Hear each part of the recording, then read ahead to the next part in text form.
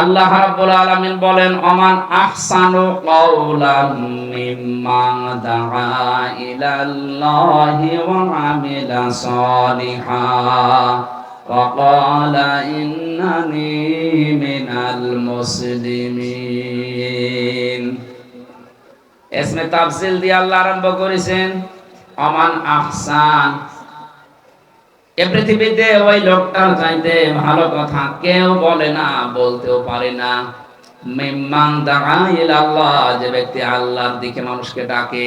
কার দিকে? এটা আমার জীবনের প্রথম কাজ হওয়া লাগবে। আজকে থেকে আপনি কাজ বানিয়ে নেন এইটা। আমি জীবনে খাবার খাওয়ার জন্য যতটুকু সময় ব্যয় করেছি, অতটুকু সময় আমার আল্লাহর দিকে ডাকার সময় পাইনি। আমার জীবনের জন্য আফসোস। কথা বলেন না।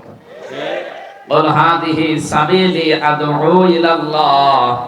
হে নবী, আপনি বলেন এইটাই আমার রাস্তা, এইটাই আমার পথ। আমি মানুষকে আল্লাহর দিকে ডাকি, এটা আমার পথ। আলা বাসিরাতিন, আমি আন্দাজে ডাকি না, আমি বুঝে শুনে ডাকি।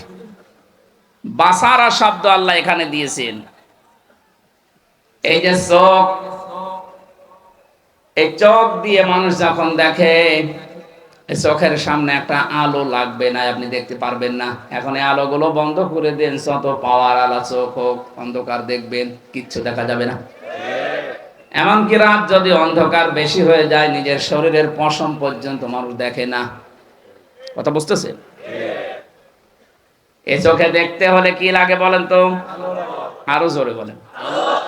আল্লাহ বলেন আলা বাসিরাতিন, আমি আন্দাজে ডাকি না, আমি দেখে দেখে ডাকি, বুঝে শুনে ডাকি। আমার ডাকার পেছনে যেই মাধ্যমগুলো আছে, এতদিন পর্যন্ত আমি মানুষকে আমার মন মতো ডেকেছিলাম হিলফুল ফুজুল দিয়ে।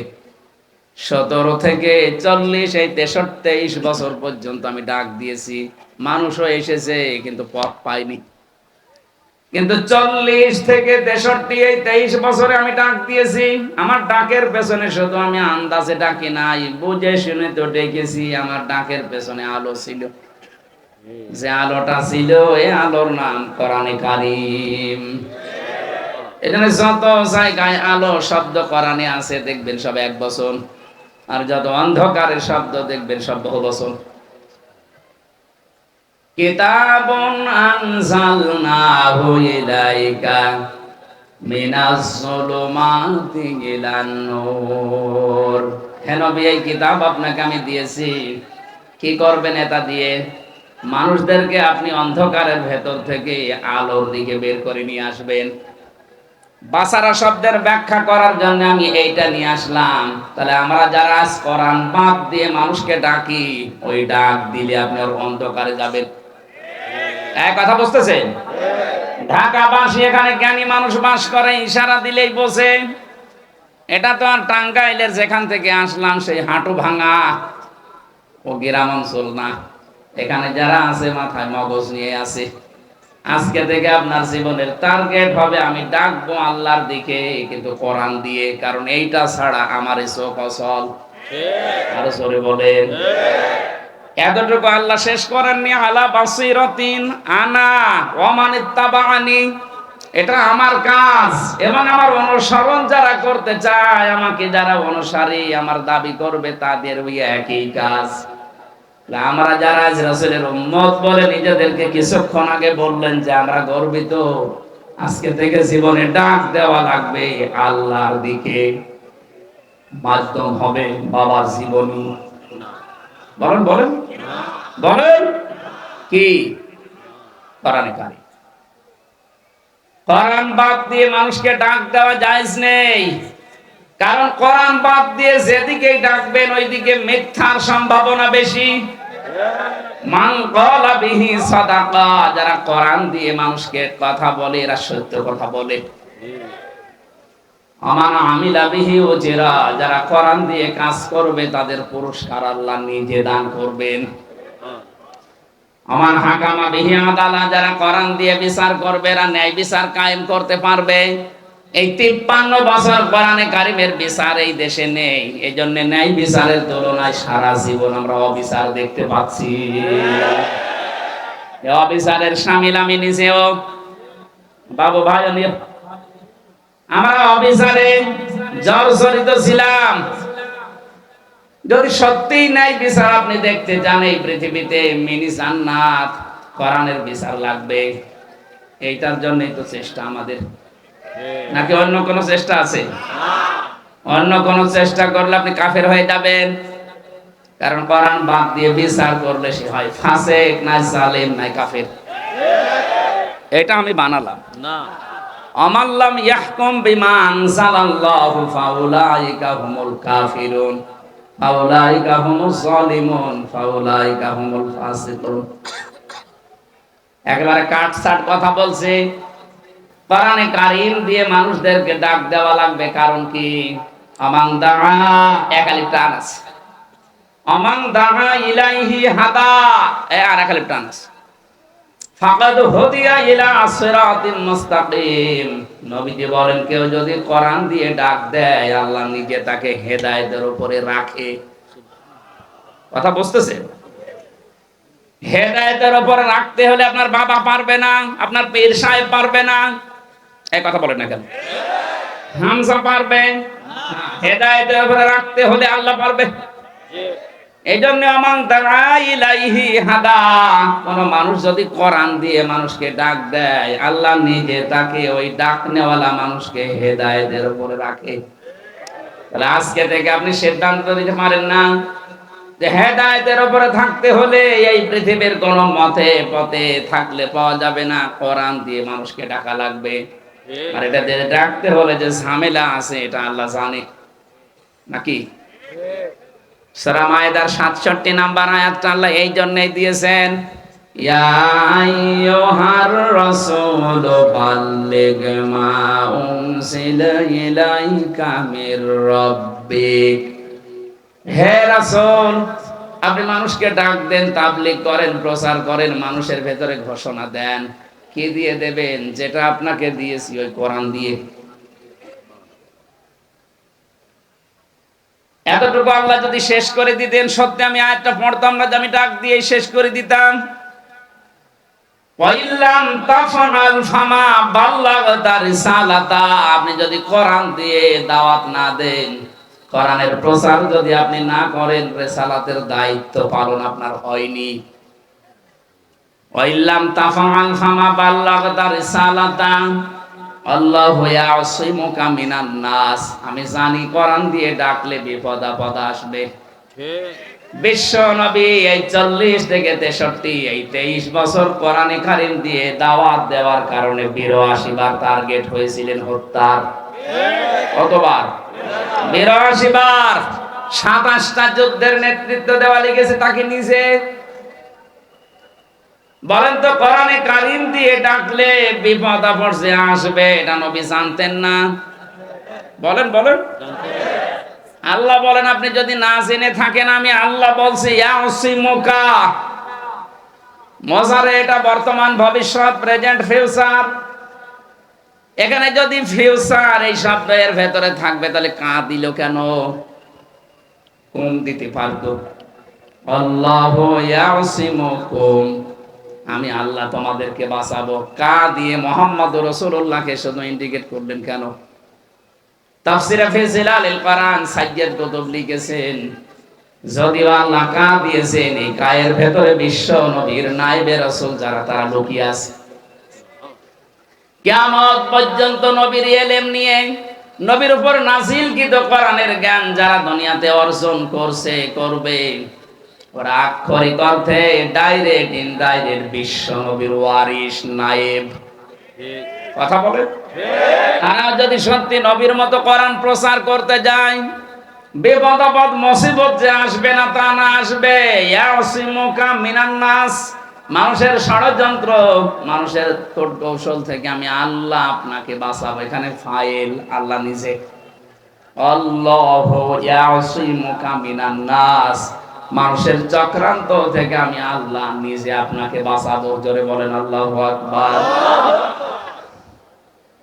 ঢাকাবাসী, হাদিসের শেষ কথা এইটা ছিল, যারা কোরআন দিয়ে মানুষকে ডাকবে, আল্লাহ নিজে যেহেতু তাদেরকে হেদায়েতের উপরে রাখবে। ফাকাদ হুদিয়া ইলা সিরাতিন মুস্তাকিম, কোন মানুষ যদি কোরআনের ডাকে সাড়া দিতে পারে, আল্লাহ তাকে হেদায়েতের রাস্তা নসিব করে দেবে। সুতরাং আজকে আমার ডাক দেওয়া হবে কোরআন দিয়ে। আমার আলোচনার বিষয় আজকে বিবেক। কি বললাম? এটার উপরে কথা বলবো 1-1.5 ঘন্টা। এই বিবেক দিয়ে কোরআনে কারিমে আমার আল্লাহ যেগুলো সাজিয়েছেন, আমরা তাফসীর আকারে কথা বলবো। আমি যে ডাক দিচ্ছি কোরআন দিয়ে, আল্লাহ আমাকে হেদায়েত করে রাখবে, নয়তো নবীর কথা মিথ্যা হয়ে যাবে। কথা বলেন না কেন? এবং যারা সাড়া দেবে তাদেরকে আল্লাহ হেদায়েতের পথ নসিব করবে। সুতরাং আপনারা নির্দ্বিধায় আজকের তেলাওয়াতকৃত আয়াতের তাফসীর শোনার পরে কোরআনের এই ডাকে সাড়া দিতে পারেন। আমি যেটা বলছিলাম সূরা হামিম সিজদার 33 নাম্বার আয়াত দিয়ে, যে আল্লাহর দৃষ্টিতে ভালো কথা দুনিয়ায় কেউ বলে না, যে আল্লাহর দিকে মানুষকে ডাকে, ওয়া আমিলা সালিহা, আর ভালো ভালো কাজ করে। এই যে সালেহ, এই শব্দটার ব্যাখ্যা করার জন্য এই যে আন্টি শান্টি করে 2-4 মিনিট আমি ঘুরিয়ে আনলাম। আপনাদের বুঝেছেন কিনা আমি জানি না। সালেহ মানে নেক না, শুধু সৎ না। সালেহ মানে যোগ্য। সালেহ মানে কি? আরো জোরে বলেন। বাংলাদেশে আজ হাজারো মানুষকে সৎ মনে করতাম, কিন্তু এই মানুষগুলো যোগ্য ছিল না। এই জন্য দরবেশের মতো মানুষকেও দেখলাম দাড়ি কেটে নম হয়ে গেছে। এটা দরবেশের অবস্থা যদি এই হয়, যেগুলো ধরবেশ, ওগুলোর অবস্থা যে কত খারাপ। আজকে গতকালকে একজন ধরা পড়ার পর আপনি টের পাচ্ছেন, আমি নাম নিলাম না। বিভিন্ন জায়গায় এই মানুষগুলো তাদের দেহ পর্যন্ত বিক্রি করে মানুষের মনোরঞ্জনে লিপ্ত ছিল। আমার মনে হয় এখনো যতগুলো লোকই আছে, ওগুলো সব যদি টান দিয়ে বের করে আনেন, প্রত্যেকটারই দেখবেন চরিত্র ঠিক শয়তানের মতো। এজন্য এই দেশে আমরা যারা সত্যি এই মানুষের অধিকার প্রতিষ্ঠা করতে চাই, শুধু সৎ হলে হবে না, আমাদের যোগ্যতা অর্জন করা লাগবে। যে যেই লাইনে আছেন ওই বিষয়ের শিক্ষা এবং প্রশিক্ষণ লাগবে। ইসলাম এইটাই আমাদেরকে শেখায় যে শুধুমাত্র আপনি সৎ হয়ে বসে আছেন, কি করবেন আপনি? আপনাকে যোগ্যতা অর্জন করা লাগবে। এই যোগ্যতা আমাদের এতদিন তৈরি হয়নি, এই জন্য আল্লাহ আমাদের হাতে দেশ দেয় না, জালেমদেরকে দিয়ে চালিয়েছে। আমি আল্লাহর এই বান্দা যে মাওলানা নাজমুল, ওনারে পাঠালাম, ভাই এই যে 1000 টাকা দিলাম, আপনি আশুলিয়া যে 1 কেজি মাছ নিয়ে আসবেন। মাছ নিয়ে এসেছে 1 কেজি 1000 টাকা দিয়ে, কিন্তু মাছটা পচা। কি পুরা 1000 টাকা জলে ফেলা হবে না? বলেন না কেন? ও 1 কেজি মাছ নিয়েছে, টাকা পয়সাও 2 নাম্বারই করেনি, এদিকে ওদিকে খরচও করেনি, মাছও নিয়েছে, কিন্তু মাছটা পচা হওয়ার কারণে এখন এইটা নিয়ে আবার আর এক জ্বালা। পচা মাছ এখন ফেলতে হলে একটা জায়গা লাগবে, যেখানে ফেলবেন ওই এলাকায় দুর্গন্ধ ছড়াবে। না কিনাই ভালো ছিল। আমি আরেকজনকে পাঠিয়েছি, ওনারে 1000 টাকা দিয়ে পাঠালাম যে যান, ওর মাথা ভালো কিন্তু ওর একটু চরিত্রের সমস্যা আছে। 800 টাকা দিয়ে মাছ কিনে 200 টাকা দরবেশের মতো গায়েব করে দিয়েছে। আমার এসে বলছে, হামজা ভাই 1000 টাকার কমে দেবেই না, সেটা আপনার নাম বলার কারণে 200 টাকা কম নিয়েছে। সে 200 টাকা কই? আমি ভাড়া দিয়ে শেষ করে দিস, অথচ যেতে আসতে মাত্র 2-4 মিনিট সময় লাগে। না এই জ্ঞানজামটা তো মেটে না। ভাই আপনি দাঁড়িয়ে আছেন বসে, আপনার চাইতে এরকম 2-3 ডবল মানুষ রাস্তায় ঘোরাফেরা করছে, আমার আসতে এত দেরি হচ্ছে কেন? আমি এই জামের কারণে আমার দেরি হয়ে গেছে।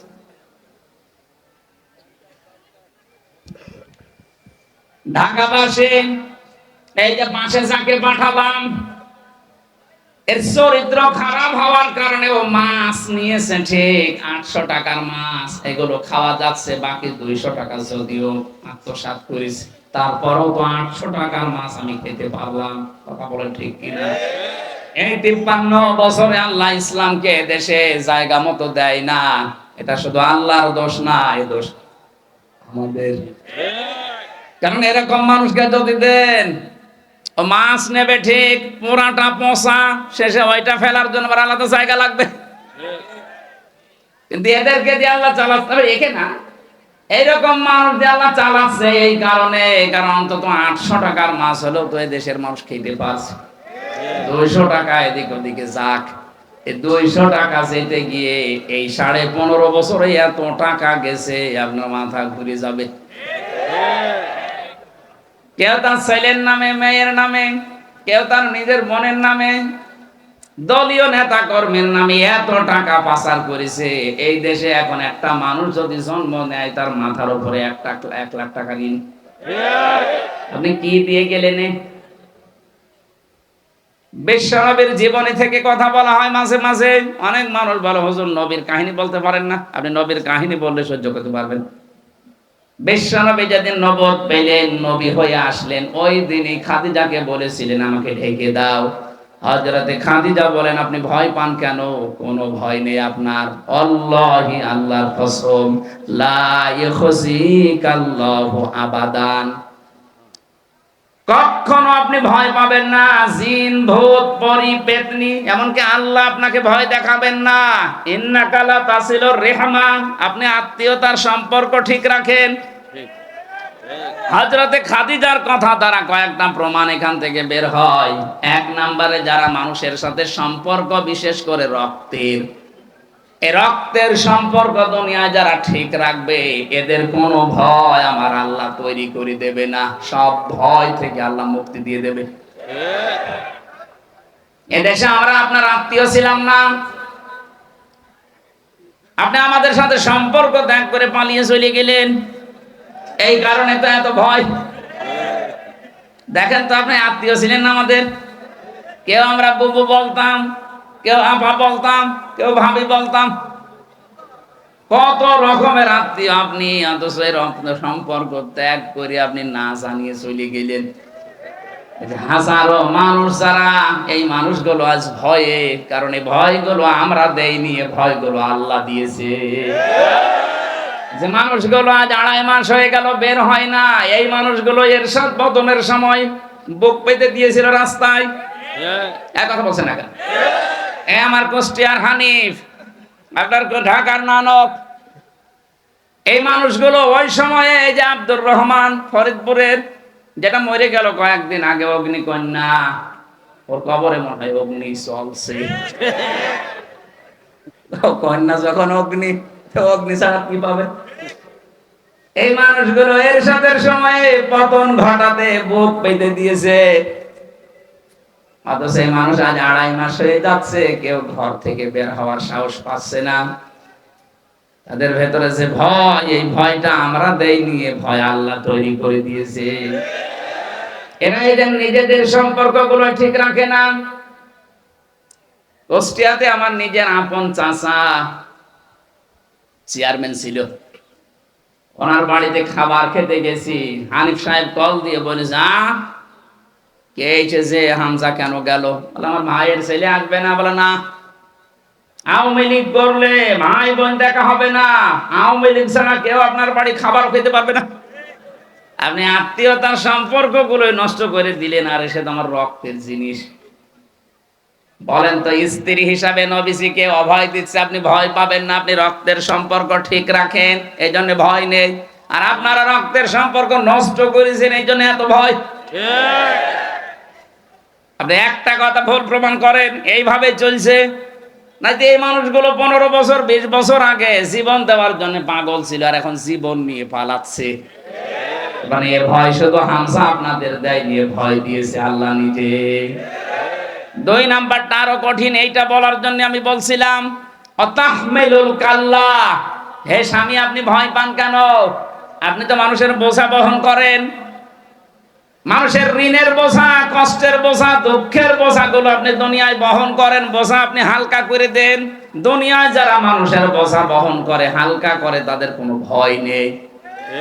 আর আপনি এমন কেমন উম্মত দাবি করলেন? কি হজ করে এসেছেন আমি জানি না, প্রতিদিন নাকি ফজরের পরে কোরআন পড়তেন। কি কোরআন শরীফ পড়লেন? এই আয়াতকে পাননি? বিশ্বনবী তার মানুষের যারা উম্মত দাবি করে, তাদের বোঝাগুলো হালকা করে দেয়, তাদের কষ্টের বোঝা, দুঃখের বোঝা। আর আপনি এত বিশাল বিশাল বোঝায় জাতির উপরে চাপিয়ে পালিয়ে চলে গেলেন। এই যে 2780 জন মানুষ এখনো হাসপাতালে কাতরাচ্ছে, কারো পা নেই, হাত নেই, চোখ নেই, অন্ডকোষ নেই। এ মানুষগুলো তার পরিবারের জন্য, সমাজের জন্য, দেশের জন্য বোঝা হয়ে গেল না? এক কথা বলছেন। কোটি কোটি টাকা পাচার করে দেশটাকে আপনি একটা ঋণের বোঝা দিয়ে গেলেন। আপনাকে আল্লাহ ভয় দেখাবে না, দেখাবে কারে? এই জন্য এত ভয় যে নিজে আসতে পারবে না, বলছে আমার ছেলেরে পাঠাবো। পাঠান। এই 15.5 বছরে হাজার হাজার লক্ষ লক্ষ মামলা দিয়ে এক একজনের জীবন থেকে বেঁচে থাকার আশা নষ্ট করে দিয়েছেন। বিএনপির এক একজনকে জিজ্ঞাসা করতাম, ভাই কয়টা মামলা দিয়েছে? বলছে 313টা। 313টা মামলা। আর একজনকে পেয়েছিলাম বিএনপির এক নেতা, 553টা মামলা তার নামে। আমার মাত্র 2টা, তাই আমার জীবন যৌবন হাঁপিয়ে যায়। 313টা যার মামলা, বলেন তো সারা জীবন শুধু হাজিরায় দেওয়া লাগবে। কি জুলুম করেছিলি। এক একজনের মামলায় যা রায় দিয়েছিল, আমি একজন আসামিকে পেয়েছিলাম, অন্য মুকিম গাজী। বললাম, ভাই কয় বছর জেল আপনার? বলছে 160 বছর। 160 বছর জেল। এরপরও আপনি বলেন যে 160 বছর। মানুষ, আপনি তো মরি আর একবার জীবিত হয়ে আবার জেল কাটা লাগবে। কারণ মানুষ কয় বছর করে বাঁচে। এই কাজ করেছিলেন। আর বাকি হাদিসের যে এখনো 3টা পয়েন্ট আছে, ওটা তো বললামই না। ওটা বললে সব আপনার দিকে যাবে। আসলেই বলে একেবারে নিরপেক্ষ কথা বলবেন, আমার গায়ে যেন না লাগে। বলবো কি করে? যে হাদিসে বলি সেটা আপনার বিরুদ্ধে যায়। এই 15.5 বছরে অনেকে কথা তুলেই ফেলেছিল, রাজ্য রাজনীতি আর কোরআন শরীফ আলাদা। অথচ এটা পড়া হাদিসের বিরোধী কথা। আলা ইন্নাল কিতাবা ওয়াস সুলতানা লা ইফতারিবান। নবীজি বলেন, জেনে রাখো অতি শীঘ্রই আমার উম্মতের ভেতরে কিছু মানুষ এমন বের হবে, এই মানুষগুলো বলবে রাজ্য রাজনীতি আর কোরআন শরীফ আলাদা। এটা বলতো না? অনুষ্ঠানে আসলেই বলতো রাজনৈতিক কথা বলবেন না। আরে শয়তান! এই সমস্ত জায়গাগুলো থেকে কোরআনের সঠিক রাজনীতি যেটা, এটা না বলার কারণে এই জাতির অবস্থা হয়েছিল আমরা যোগাইলে আর বউগুলো রাজমিস্ত্রি। দেখেন, আমার বন্ধুও বলছে ঠিক, তার মানে ও অবস্থায় ছিল। আমরা সবাই অবস্থায় পড়ে গিয়েছিলাম। পুরুষ মানুষ করবে রাজনীতি, কথা বলেন না কেন? এটা আমি বানালাম? এটা রাজনীতি করতে হলে, নেতা হতে হলে, এটা কি মহিলা না পুরুষ?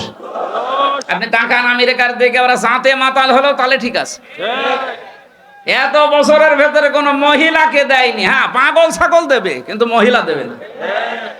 তাই বলে আমি ট্রাম্পকে পাগল বলছি না, আপনি বলতে পারেন। এইরকম মানুষকে বসিয়েছে, কমলার মতো মানুষকে বসায়নি। এই কথা বলে না কেন? ওরা সাথে মাতাল হলেও তাহলে ঠিক আছে। নবীজির হাদিস আছে, লা ইউফলিহা কওমুন, লাং দিয়েছেন। ইউফলিহা মজারের আগে লান আসলে অর্থ হয় কখনোই হবে না। বিশ্ব নবী গ্যারান্টি দিচ্ছেন, কখনো ওই জাতি সফল হচ্ছে না, হবে না, যে জাতির নেতৃত্বে কোনো মহিলা আছে। আমরা এই কারণে সফল হতে পারিনি। এই হাদিসটা আমরা বিশ্বাস করি না। এক কথা বলেন না কেন? নারা মন থেকে বিশ্বাস করেন 100 ভাগে হাদিস দেখি তো। লিল্লাহি তাকবীর। এই আন্দাজে হাত তুলবেন না ভাই, সামনে বিরানি আছে। ঠিক আছে, যারা হাত তুললেন আমি জানছি 100 ভাগ বিশ্বাস করলেন।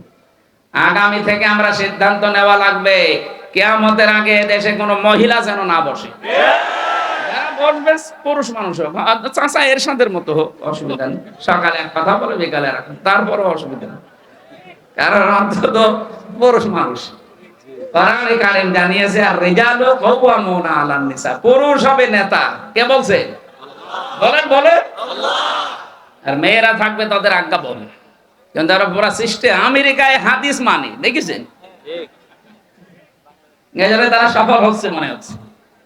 যদিও তারা তাদের দৃষ্টি আমাদের এই চর্ম চোখের দৃষ্টিতে তারা সফল, কিন্তু জ্ঞানের দৃষ্টিতে তারা সফল না। এইটার নাম সফলতা না। আসল সফলতা ফামান সুহসিহা আনিন নার, ওয়া উদখিলাল জান্নাতা ফাকাদ ফাজ। আল্লাহ বলেন আসল সফল তো ওই লোকটা যাকে আমি আল্লাহ জাহান্নামের আগুন থেকে বাঁচিয়ে জান্নাত দিয়ে দেব। ওরা যেগুলো করে ওগুলো জান্নাতে যাওয়ার কাজ না, বিশেষ করে সমকামিতা। কথা বলে না কেন? মানবাধিকারের নাম নিয়ে আজ বাংলাদেশের এই রাজধানীর বুকে অনেকে মানবাধিকারের নাম নিয়ে সমকামিতার অফিস করতে চাচ্ছে। এদেশে একটা মুসলমান বেঁচে থাকতে এই শয়তানি অফিস করতে দেওয়া হবে না ইনশাআল্লাহ।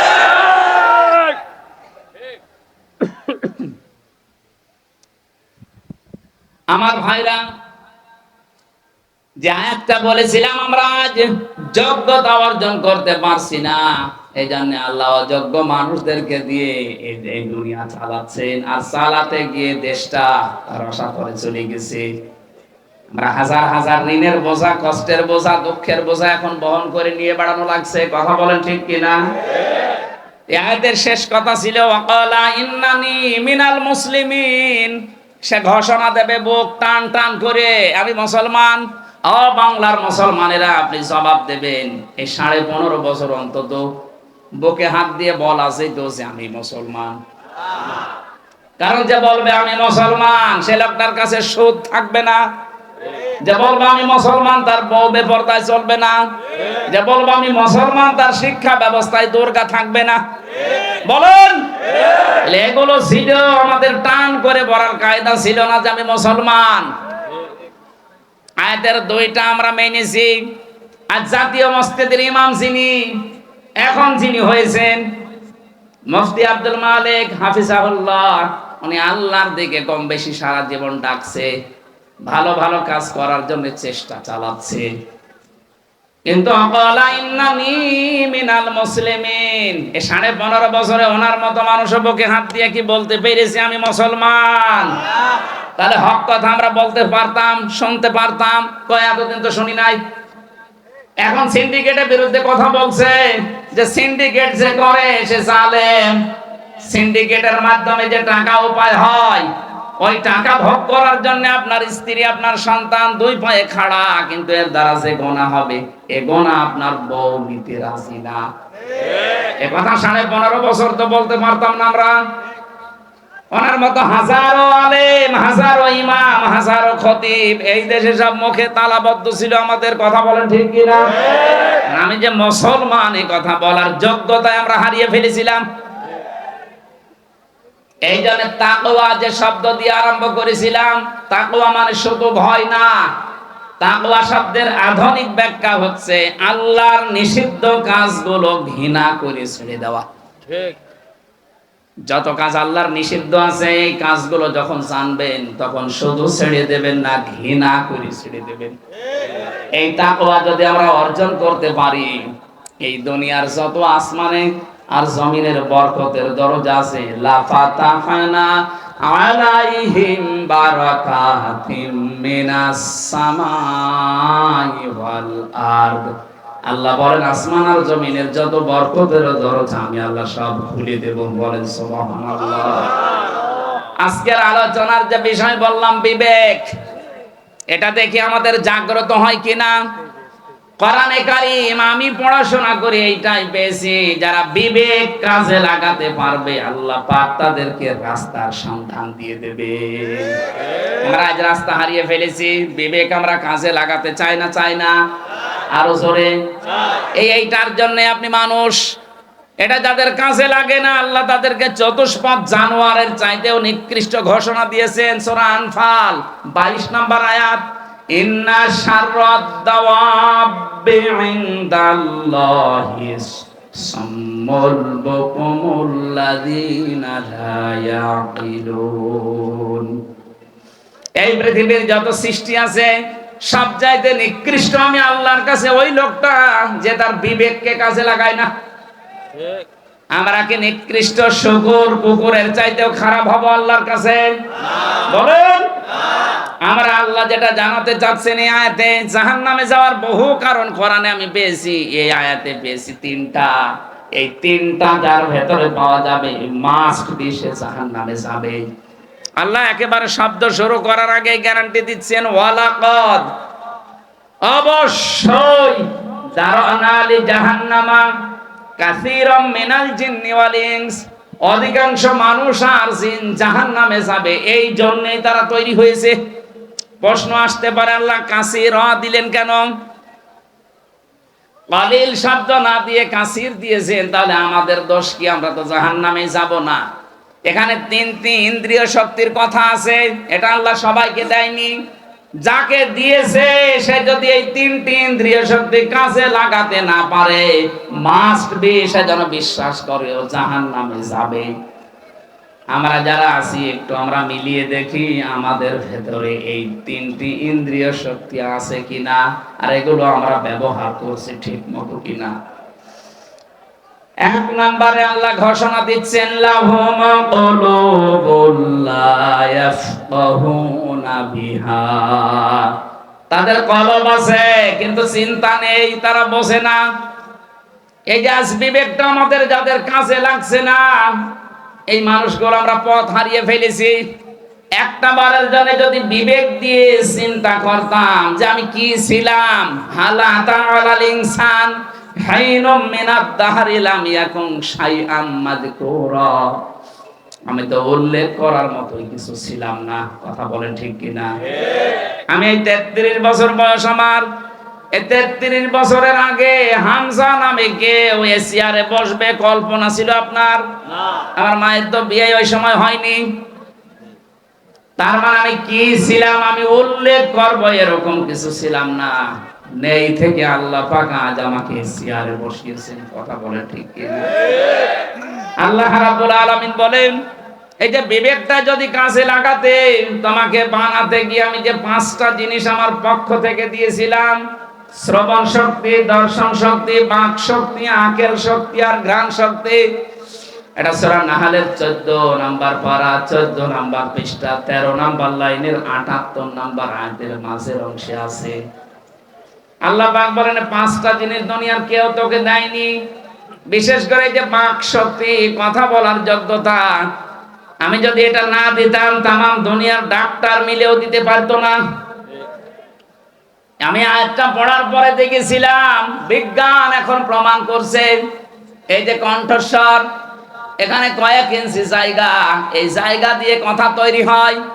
এক একটা কথা তৈরি হতে 27টা স্তর, 27টা ধাক্কা লাগার পরে একটা কথা তৈরি হয়।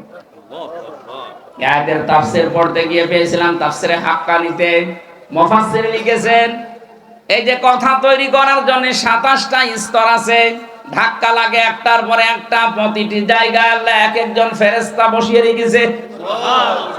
এর কাছে ও, ওর কাছে ও, ওর কাছে ও, এভাবে দিতে দিতে 27 নাম্বারটা যাবার পরে কথা আমার আল্লাহ বের করে দেয়।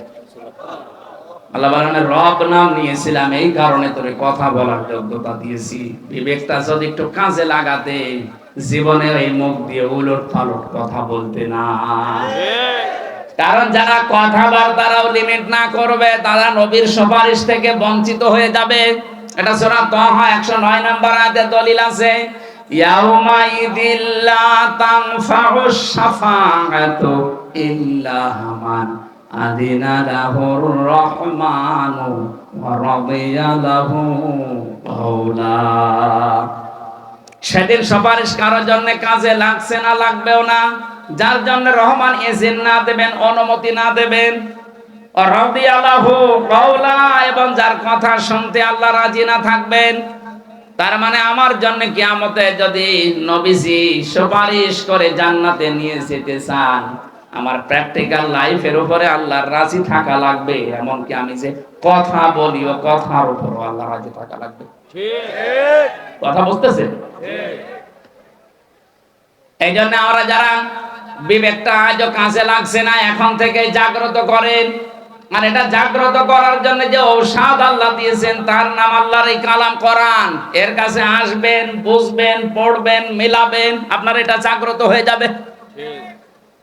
এখন যদি বলেন আমি শিক্ষিত না, জাগ্রত হবে কি করে? আপনি, আমি না, আমাদের আদি পিতা যিনি হযরতে আদম, ওনাকে আল্লাহ একটা ক্লাস নিয়েছিলেন। ওনাকে বানানোর পরে আল্লাহ একটা নিজে ক্লাস নিয়েছেন। সূরা বাকারাতে আল্লাহ জানিয়েছেন ও আল্লামা আদামাল আসমা কুল্লাহা। আমি নিজে শিক্ষক, ছাত্র আমার নবী আদম। জায়গা জান্নাত। এই এদিকে তাকান, এখানে সরাসরি ক্লাস নিচ্ছে কে? আরো জোরে। ছাত্র, সাধারণ মানুষ, নবী কে? জায়গাটা আপনি তাহলে ভাবতে পারেন ক্লাসটা কত গুরুত্বপূর্ণ। আমরা এই আসমার ব্যাখ্যায় অনেকে তাফসিরে দেখেছি, আমি নিজেও পড়েছি, নিজে এগুলো লিখে পাশ করেছি। আমরা আসমার ব্যাখ্যায় অনেকেই বলি এই যে আলু, পটল, বেগুন এগুলো। আরে ভাই ক্লাস গুরুত্বপূর্ণ, সেখানে আলু, পটল, বেগুন এগুলো শেখানোর দরকার আছে? এখানে গুরুত্বপূর্ণ জিনিস শিখিয়েছেন, এগুলো আধুনিক তাফসির যেগুলো বের হচ্ছে এখানে পাবেন। এই জায়গায় আল্লাহ বোঝাতে চেয়েছেন কুল্লাহা, যত রকমের বিষয় দুনিয়াতে ন্যায় এবং অন্যায়, এগুলো আমি ওই এক ক্লাসে আমার আদমকে শিখিয়ে দিয়েছি। এই বিষয়গুলো আমরা অনেকে বলতে চাই না, বললে আমি নিজেও ধরা খাবো। যত রকমের ন্যায় এবং অন্যায়, এই ন্যায় এবং অন্যায়ের যত ফর্মুলা আমার আল্লাহ ওই দিনে এক ক্লাসে আদমকে শিখিয়ে দিয়েছেন। যেহেতু আমরা আদমের পৃষ্ঠদেশ থেকে এসেছি, তার সন্তান, এই জন্য ওই ধারাবাহিকতায় আমাদের ভেতরে আল্লাহ এই ন্যায় এবং অন্যায়ের শিক্ষিত না হলেও আপনি জানেন যে এটা ন্যায়, এটা অন্যায়। কথা বলে না কেন? যে ন্যায় আর অন্যায় জানার পরেও যাদের বিবেক কাজে লাগে না, এরা চতুষ্পদ জানোয়ারের চাইতেও খারাপ। আর এইটা এই 15.5 বছর বেশি হয়েছে। আপনি জানতেন না যে দিনের ভোট রাতে হয়ে গেছে? 154 জন নির্বাচনের আগে হয়ে গেছে, আপনি দেখেননি? আপনার বিবেক কোথায় গেছে? এরপর আপনি দাবি করতেন আমি এমপি। কিসের এমপি আপনি? সারা দেশে এখন বিশ্বের মডল যারা আছে তাদের কাছে উনি বাইরে যে এই মিথ্যা কথা ছড়াচ্ছে যে আমি নির্বাচিত ছিলাম, আমাকে উৎখাত করা হয়েছে। সিটারি করার জায়গা পান না। কিসের নির্বাচিত আপনি? হ্যাঁ, এই 15.5 বছরে কোনো নির্বাচন হয়েছে? নির্বাচনই যদি হবে, আমার মনে হয় আশুলিয়া সাভার থেকে এ বাবু ভাইয়ের উপরে কেউ যাওয়ার কথা না। দাঁড় করিয়ে দেন, এখানে শেখ হাসিনাকে দাঁড় করানো ফের করবে। নির্বাচনে উনি আন্দাজে মোরাদ, আন্দাজে কবির, আন্দাজে সাইফুল নির্বাচন হয়েছে।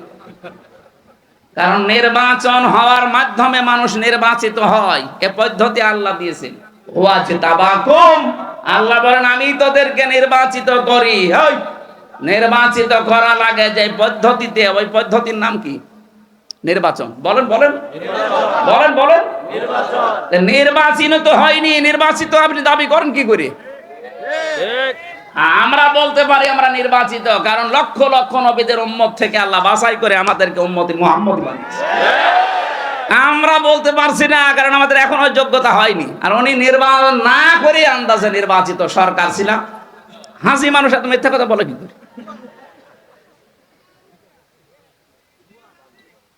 তার মেয়ে যেহেতু হাস করেনি, সে বললে নাই মেনে নিতাম। কথা বলে না কেন? এটা হাসি মানুষে কথা বললে শয়তান হাসবে না। কি গো হজ করে কি বলে আসবে? এখনো মিথ্যা কথা ছাড়ে না। এই জন্য হাজি সাহেব যারা, হাজি সাহেবা যারা, একটু সতর্ক হবেন। আপনার কথা কিন্তু রেকর্ড হয়। কথা বলেন না কেন? কথা রেকর্ড হয় না? কি কথা বলেন আপনি? এখানে একটা গুরুত্বপূর্ণ তথ্য বলেছি আমি, এবার ক্লাস নিচ্ছি, এটা ক্লাস চলছে। আল্লামা আদামাল আসমা কুল্লাহা, এই যে ক্লাস নিচ্ছিলেন আল্লাহ নিজে, যত রকমের ন্যায় এবং অন্যায় সবগুলো এক ক্লাসে আল্লাহ আদমকে শিখালেন। ওনার পৃষ্ঠদেশ থেকে আল্লাহ আমাদেরকে বের করেছে। এই জন্য আদমের সন্তান আমরা যারা নারী পুরুষ সবাই ওই জ্ঞানটা আমরা জন্মগতভাবে পেয়ে গেছি। কোনটা ন্যায় কোনটা অন্যায় এক ক্লাস থেকে আমরা বাবার কাছ থেকে পেয়েছি। এই ক্লাসের শিক্ষা যারা দুনিয়ায় কাজে লাগায় না, ওটা আদমের সন্তান না, ওটা শয়তানের। 15.5 বছর আপনি কাজে লাগাননি। কাজে লাগালে আয়না ঘরে মানুষ রাখতে পারতেন না। বিবেকে কি বলে বলেন তো? আমি মাত্র 10 দিন ছিলাম, আমি দেখেছি কেউ 2 বছর, কেউ 5 বছর, 8 বছর, 8.5 বছর, 10 বছর, 14 বছরের মানুষও পেয়েছি। এই যে হাতের আঙ্গুল গুলো তাদের এত বড় বড়, চুল দাড়ি গোঁফ দেখলে ভয়ঙ্কর। আওয়াজ দিত, মাঝে মাঝে কান্নার আওয়াজ শোনা যেত। ওই যাবার সময় দেওয়ালের ওপরে লেখা ছিল যে ভাই এই যে নখ দিয়ে দিয়ে দেওয়ালে ফুটো করে লিখেছে নাম্বারটা। কেউ লিখেছে আমি কত বছর আছে আমি জানি না, কারণ এটা কোন বছর আমি জানি না, এটা কোন মাস জানি না, এটা কি বার তাও জানি না, কয়টা বাজে আমি তাও জানি না। অথচ আমার মাথার উপর দিয়ে গাড়ি ঘোড়া যাচ্ছে, মানুষজন চলাফেরা করছে, হালকা হালকা শব্দ পাচ্ছে। আমাদেরকে দূরে রাখে নাই ঢাকার বুকে, উপর দিয়ে গাড়ি ঘোড়া যাচ্ছে, আমি দেখতে পাই, মানে শুনতে পাই হালকা হালকা, কিন্তু বুঝি না যে কোন জায়গায় আছি। আরে ভাই 2 মিনিট 5 মিনিট 10 মিনিট রাখলেই তো হয়, 2 দিন 5 দিন না, 14 বছরের মানুষ ওখানে আছে। লিখে দিয়েছি আঙ্গুল দিয়ে যে বাইরে যদি কেউ যেতে পারেন এই নাম্বারটা একটু জানাবেন যে আমি বেঁচে আছি। আপনার বিবেক কোথায় গেল বলেন তো? আপনি যে মানুষের দাবি করেন যে আমি মানুষ, কিসের মানুষ আপনি? 2006 সালে অক্টোবর মাসের 28 তারিখে যা ঘটিয়েছে পৃথিবীতে, ঢাকার বুকে ইতিহাস পাল্টিয়ে গেছে। বিশ্ববিদ্যালয়ে যে আমরা সব বিশ্ববিদ্যালয়ে পড়া, বহু ইতিহাস পড়েছি, জীবনে কোনোদিন উপন্যাসেও কোনোদিন পড়ি নাই যে মানুষ হত্যা করার পরে দুনিয়ায় কেউ ড্যান্স দিয়েছে। না, আমি পড়ি নাই। আমার ভার্সিটির লাইফে অন্য পড়ার চাইতে সবচাইতে বেশি আমার শখ ছিল উপন্যাস পড়ায়। আমার নিজের হিসাবে আমি প্রায় 132টার উপরে উপন্যাস পড়েছি। রাতে ক্লাসের পড়া বাদ দিয়ে শুধু উপন্যাস পড়তাম। এই হিসাবে আমি উপন্যাসেও পড়িনি যে মানুষ হত্যা করার পরে কেউ লাশের উপরে ড্যান্স দেয়, না। ইতিহাস তো দূরের কথা। অথচ এই লঘি বইটা, এটা নিয়ে আসো সারা দেশ থেকে, তার একটা কথাই সব নিয়ে এসেছে। 6 সালের এই ঘটনা। 7 সালে আমি একটা অনুষ্ঠান করছিলাম, ওই সময় আমি দাখিলে পড়ি। ম্যাট্রিক পরীক্ষা আমি 7 সালে দিয়েছি। ওই সময় সিরাজগঞ্জ থেকে যাচ্ছিলাম মাদ্রাসায়, যেহেতু এই যে টুপি দাড়ি আর এই যে জব্বা গায়ে, বাসে ড্রাইভারের পেছনে বসে আছি। দেখলাম একটা কুকুর পড়ে আছে রাস্তার মাঝে। ড্রাইভার কুকুরের ওপর দিয়ে না দিয়ে বাম দিয়ে চালিয়ে দিল, গাড়ি ঝাঁকি দিয়ে উঠিস। ড্রাইভারকে বললাম যা করলেন এখনই তো অ্যাক্সিডেন্ট হয়ে যেত। ড্রাইভার আমারে বলছে দেখেন না একটা কুকুর পড়ে আছে, আমি ডবল করে চাকা চালাবো, আমার বিবেক নেই? মরা কুকুর, ওরে মাইরে ফেললে কি আর না মারলে কি? ড্রাইভার আমার দিকে ঘুরে বলছে হুজুর আপনি কি আসলে হুজুর? আপনি কেমন হুজুর? আপনি দেখেন একটা মরা কুকুর পড়ে আছে, আমি ডবল করে গাড়ি চালাবো, আমার বিবেক নেই? এই কথা শোনার জন্য আমি ছিলাম। একটা মরা কুকুর ডবল করে মারা যায় না, আপনার বিবেকে বাধা দেয়। অথচ গত বছরে এই সময়ে অক্টোবরের 28 তারিখে জীবিত মানুষ জসিম ভাই, তাকে পিটিয়ে মারার পরে লাশের উপরে নিস্ত করেছে, ড্যান্স দিয়েছে। ওনারা ওই সময় জিজ্ঞাসা করেছিলাম আপনার নাম, বলছে সুব্রত বালা। তারপর হিন্দু মানুষ, আপনার ইমান নেই কিন্তু আপনার বিবেক আছে, মরা জিনিস আপনি মারেন না, যদিও ভালো জিনিস না, কুকুর। কি পৃথিবীর নিকৃষ্ট 2টা জীবের ভেতরে একটা কুকুর আর শুকুর, কথা বলে না কেন? সেইটাও একটা হিন্দু, ইমান নেই বিবেক আছে, বিবেকের তাড়নায় মারে না। আর মুসলমান দাবি করে আমরা করলাম কি? আপনারা মানুষ বলবো কি দিয়ে? আপনার বিবেকের উপরে কুকুরে প্রসাব করিস, পায়খানা।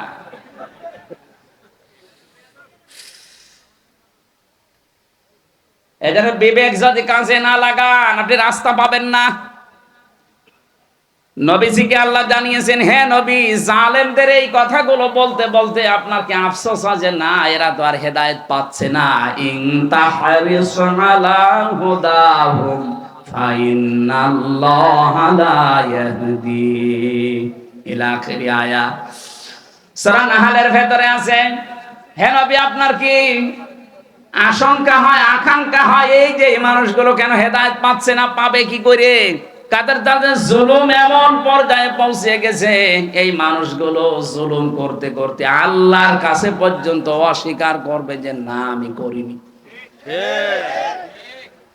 এটা 28 নম্বর আয়াতে আছে সূরা নাহলের 14 নম্বর পারা 9 নম্বর পৃষ্ঠা 3 নম্বর লাইনে আছে, আল্লাযীনা তাতাওয়াফাহুমুল মালাইকাতু যালিমি আনফুসিহিম ফাআলকাবুস সালামা মা কুন্না না'মালু মিন সু বালা ইন্নাল্লাহা আলিমুম বিমা কুনতুম তা'মালুন। বলেন আল্লাহু আকবার।